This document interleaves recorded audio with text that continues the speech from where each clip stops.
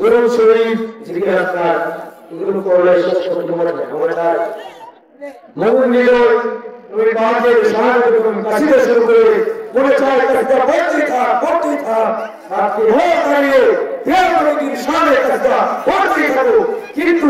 তারপরে যেটা আলোচনা করে বলা হয়েছে জীবন করতে হয় কিন্তু নবী পাকের শানে কাসিদা যত মনে চাই ততই করতে মনে চাই যত পড়ি ততই ভালো লাগে ঠিক কিনা বলেন যে ভিতরে নবী প্রেম আছে নবী পাকের কাসিদা এটা ভালো লাগে অত্যন্ত দুঃখের বিষয় বিষয় যারা আপনারা সোশ্যাল মিডিয়াতে আছেন দিন আগে দেখেছেন একটা দরুদ শরীফে যারা ক্যাম্প করে আশীর্বাদ করছে বললেন আলহামদুলিল্লাহ এর ভাই আপনারা যারা মিলাদ ক্যাম্প করেন না আমরা করি না আমাদের গান তারা পুরুষ তারা করে যাচ্ছে আমাদের আমাদেরকে এই আদর্শ শিক্ষা দিয়েছে এটা আমরা করি যারা করে না আমরা এদেরকে কাদের বলি কথা বলি কাদের বলি কাদের বলি না এটা একটা নবীর নিদর্শন কে কিভাবে নবীর দেখা যাবে সেটা আমরা মিলাদ ক্যাম্প করি না আমরা করি আপনি করেন না আপনার ভালো লাগে না চাইলে আপনি কেন মিলাদ ক্যাম্পে ভেঙে করবেন ভাই মিলাদ ক্যাম্পে ভেঙে করে তার দুরবস্থা হয়েছিল চেহারা কি পরিবর্তন হয়ে গিয়েছিল আপনাদেরকে যারা এই কাজ করেছেন অনুরোধ করা বলি যে আমার সামনে আদমি নয় আমার বাবার সামনে আদমি নয় ফুল কায়নের সরকার নবী আর কায়নামদার তাজদার মদিনা তাকে সৃষ্টি না করে ফুল কায়নের কিছু সৃষ্টি হতো না ওই নবীকে গান করলে কি আমরা সহ্য করতে পারি যখন অমুসলিম না বলে আমরা প্রতিবাদ করি তারপর বিক্ষোভ মিছিল করে না ভারতের লোকসভা এরকম কুখ্যাত জাহাঙ্গীরের বিক্ষোভে যারা আমাদের এরা করেছিল তাদের বিরুদ্ধে আমরা বিক্ষোভ মিছিল করিনি আজকে এই হুজুররা কি কাজ করে তাদেরকে কি বলবো ভাই একটা কথা স্পষ্ট হয়ে রাখেন আল্লাহ হাবিবের সামনে যারা মুস্তাফি করে বেয়াদবি করে তাদের সঙ্গে থাকা কোনো মিথ্যা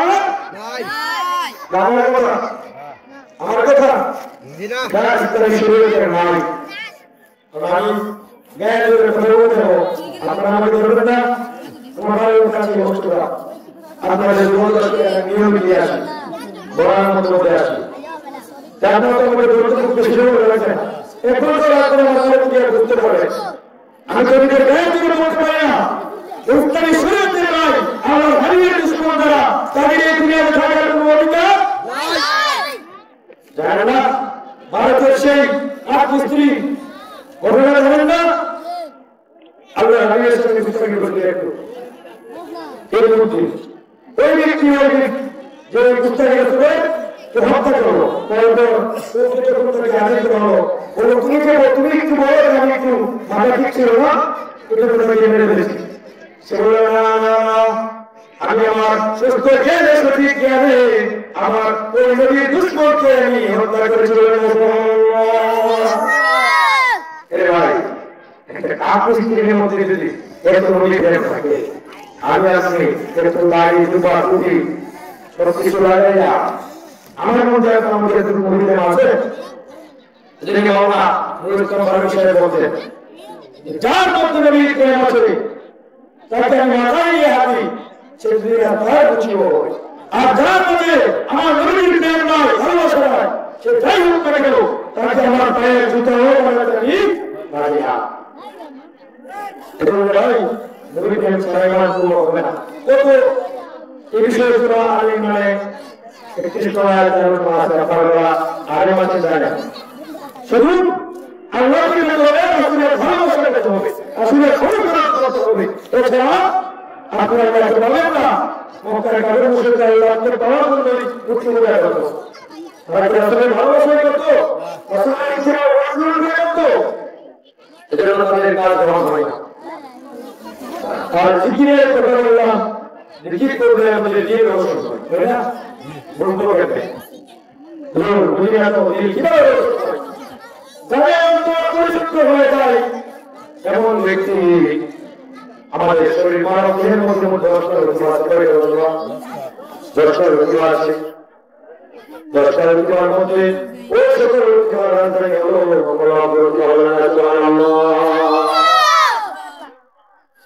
আমাদের বাংলাদেশের রাজধানী নাম কি? হ্যাঁ, ঢাকা না বাংলাদেশের রাজধানী? ঢাকা। বাংলাদেশে 8টি বিভাগ আছে, 8টি না? 8টি বিভাগের মধ্যে ঢাকা হলো রাজধানী। ঠিক ভারতের মধ্যে 10টি রুটি রয়েছে, 6টি রুটি হলো নির্ধারিত স্থান হল রোম, নাস, সের, কফি, আফরা, চিকিৎসান্তরী করবে। তারপর আপ, আদর্শ, ঘাত, পাত, এই 4টা হলো মানব শরীরের সৃষ্টি করা। আগুন, পানি, মাটি, পাতা। মানুষ না করতে শরীর ভালো হবে না, কান ভালো হবে না। তারপর যখন আমার রাত মাথায় ঠান্ডা হয়ে যায়, আর মানুষের শরীরে যে পানি আছে সেটা তো আমরা সবাই বুঝি। একটু বাজার থেকে শরীরে পানি চলে আসে, আসে না? আগুন, পানি, মাটি, পাতা, সেটা মানুষের সৃষ্টি করা। সারা শরীরের মধ্যে এর আগে রাজধানী হলো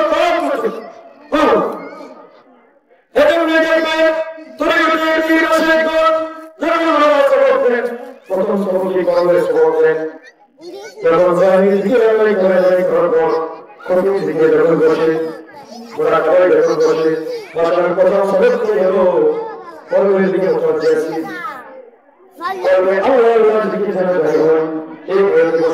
তারপর কোন জিব্বা চলা করে না, জিব্বা থেকে বলে সবাই চাপ দিয়ে দেবে বসে আর নামে জিকির করছি, নামে জিকিরটা কি আমার বলবে হয়েছে কিনা। যা পৃথিবীর 30 মিনিট করে কারণ কারণ হারিয়ে চলেছে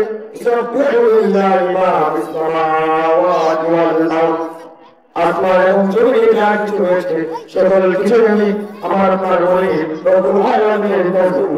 করে বলে না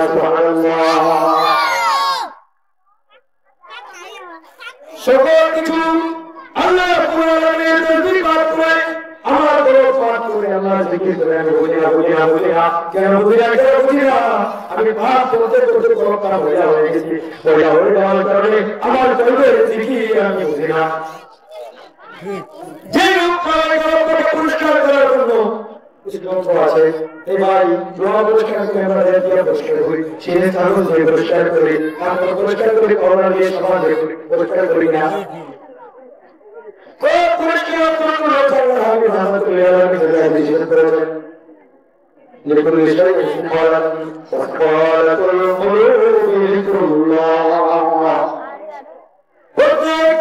প্রত্যেকটা বস্তু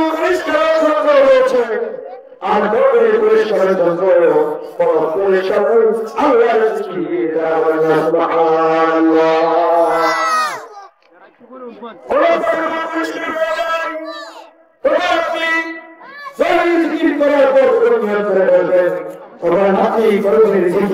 বুঝতে পারে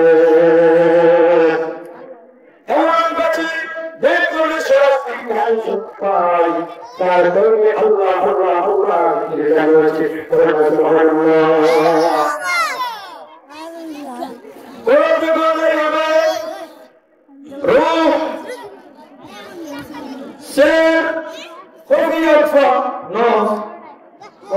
হয়ে গেলে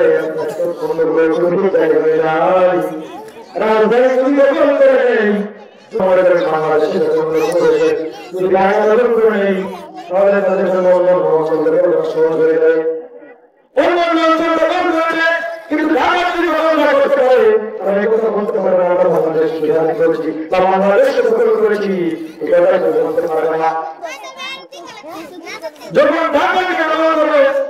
অন্যান্য অঞ্চল যে অঞ্চল ভাঙি থাকলে তারা একথা বলতে পারে যে আমরা বাংলাদেশকে দখল করেছি, সেখানে দখল করে নেই, তখন আপনার করবে আমার চিঠি হবে না।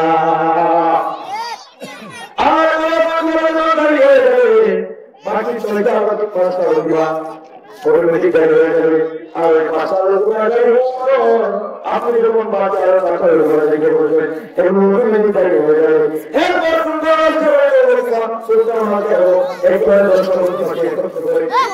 নিয়ত করে আমার সমগ্র অঙ্গ প্রত্যঙ্গ আল্লাহর জিকির জারি হয় বলে না যাদের সমগ্র অঙ্গ প্রত্যঙ্গ আল্লাহর জিকির জারি হয় তার বছরে বছরে চলে ঘোরায় ঘোরায় এই হাতের দিকে যায় আমার মওলা মুরিদের জিকির জারি হয়ে যায় বলুন সুবহানাল্লাহ।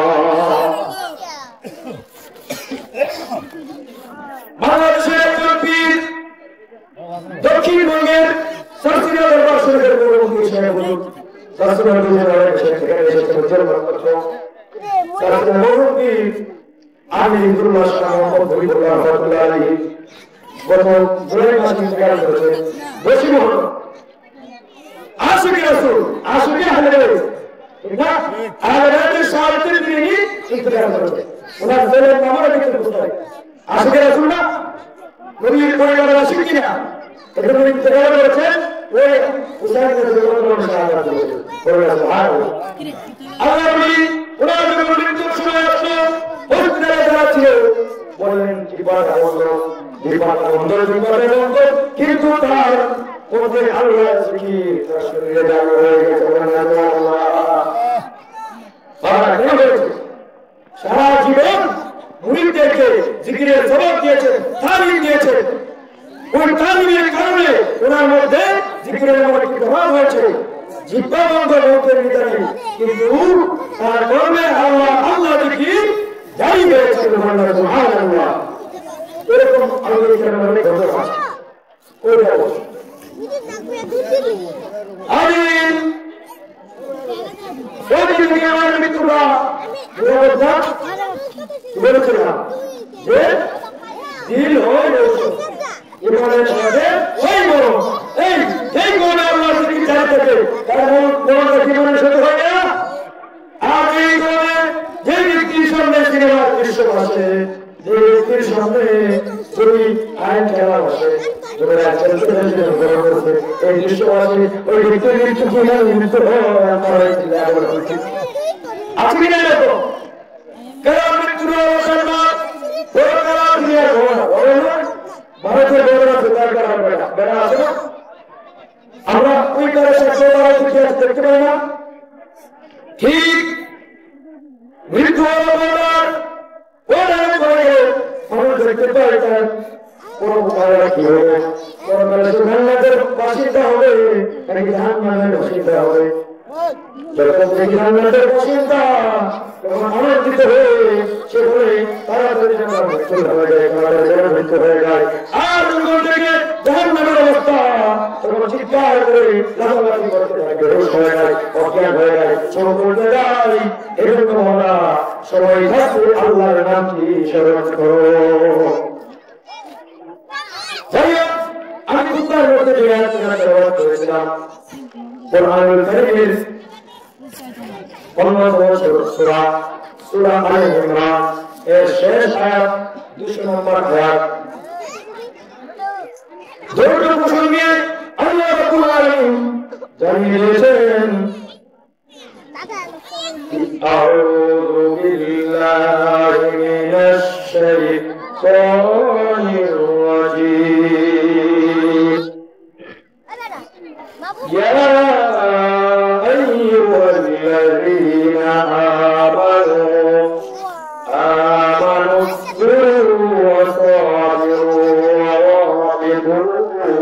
واتقوا الله لعلكم تفلحون أيكم من الإنسان واصبروا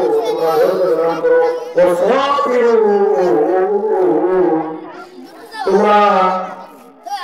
এই ধৈর্যের উপর তোমরা সহনশীল হও মানে ধৈর্য ধরে তোমরা সহ্য করো বিগত ধৈর্য ধারণ করার আগে তোমরা সহ্য করে নাও তোমরা ঠিক করো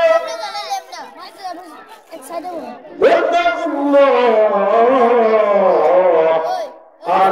আমি রব্বুল আলামিনকে বলি ধরো লাআল্লাকুম তুফলিহুন সর্বদা তোমরা এই সফল পাবে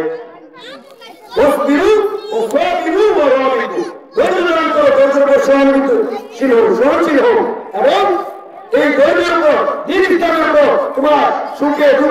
অবস্থায় ধৈর্য ধারণ করে তুমি ইস্তেগফার করতে থাকো। ওয়াত্তাকুল্লাহ, আল্লাহকে ভয় করো। লাআল্লাকুম তুফলিহুন, আশা করি না নাশকুরুল্লাহ হবে।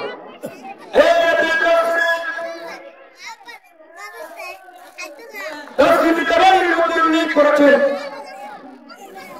যে সর্বাবস্থায় সুখে দুঃখে বিপদে মুসিবতে সর্বাবস্থায় ধৈর্যের উপর ইস্তেকামত করতে হবে। আজকে ব্যতিক্রম আলোচনা শুনলেন দিয়ে কথা। ধৈর্য বলতে আমরা কি বুঝি আর কোরআনের কালাম ধৈর্য বলতে কি বুঝিয়েছে, মুফাসসিররা কি বুঝিয়েছে একটু শুনবেন। শুনতে রাজি আছেন? আর এই ব্যাখ্যায় মুফাসসির বলছেন রাইসুল মুফাসসিরিন হাবিব সাল্লাল্লাহু আলাইহি ওয়াসাল্লামের আদর ছোট ভাই হযরত আব্দুল্লাহ ইবনে আব্বাস রাদিয়াল্লাহু তাআলা আনহু এখানে হাদিস বর্ণনা করেছেন যে আল্লাহ হাবিব বললেন আলা আদুল্লুকুম আলা মা ইয়ামকুল্লাহু বিল খাতায়া ওয়া ইয়ারফাউ বিদ দারাজাত, যে আমি তোমাদেরকে এমন একটি বিষয় তোমাদেরকে জানাবো না যে বিষয়টার মাধ্যমে তোমাদের ভাগ্য করা হয় এবং তোমাদের মর্যাদা বৃদ্ধি করা হয়। তখন তোমাদের সাহাবারা বললেন বালা ইয়া রাসূলুল্লাহ, অবশ্যই আপনি আমাদেরকে জানাবেন, আপনি আমাদেরকে নির্দেশ দিবেন। তখন আল্লাহ হাবিব বললেন যে ইসবাতুল উযুরি আলাল মাকারি, কষ্ট হওয়া সত্ত্বেও সঠিকভাবে পরিপূর্ণভাবে ওযু করা। এই আমরা যদি অনেক ভালো দেখা যায় মাত্র একটু পানি দিয়ে ওযু করে আসে, কিন্তু শীতের দিনে আমাদের চাপ হয়, একটু ফাঁকা হয় না, চামড়া ভাঁজ হয়ে যায়, যার কারণে পানি পৌঁছায় না, পৌঁছানো দিলে পানি পৌঁছায় না। এই জন্য ইসবাতুল উযুরি আলাল মাকারি, কষ্ট হওয়া সত্ত্বেও পরিপূর্ণভাবে ওযু করা। আরেকটা হচ্ছে ইলাল মাসাজিদ, মসজিদের দিকে অধিক গমন করা, মসজিদের দিকে যাওয়া। তারপর হলো নামাজের পর অন্য নামাজের জন্য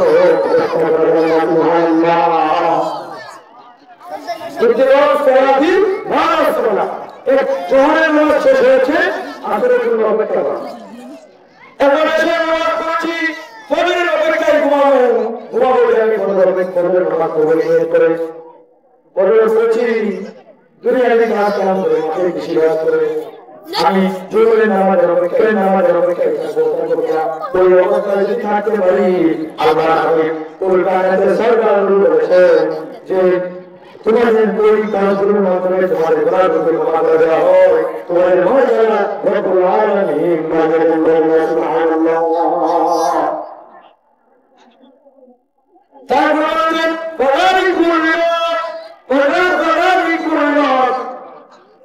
এই কাজগুলো তোমাদের জন্য মনে রাখতে হবে। ওযু করার প্রস্তুতি না, প্রস্তুতি এক নামাজের জন্য শেষ করে আল্লাহ এই কাজগুলো কোন ব্যক্তি করে তাহলে তার গুনাহ রব্বুল আলামিন ক্ষমা করে দেবেন, তার মর্যাদা রব্বুল আলামিন ভাবে সম্মানের মালিককে, ইজ্জতের মালিককে, মানুষকে আল্লাহ রাব্বুল আলামিন ইজ্জত দিতে পারে, এই ইজ্জত করতে পারে।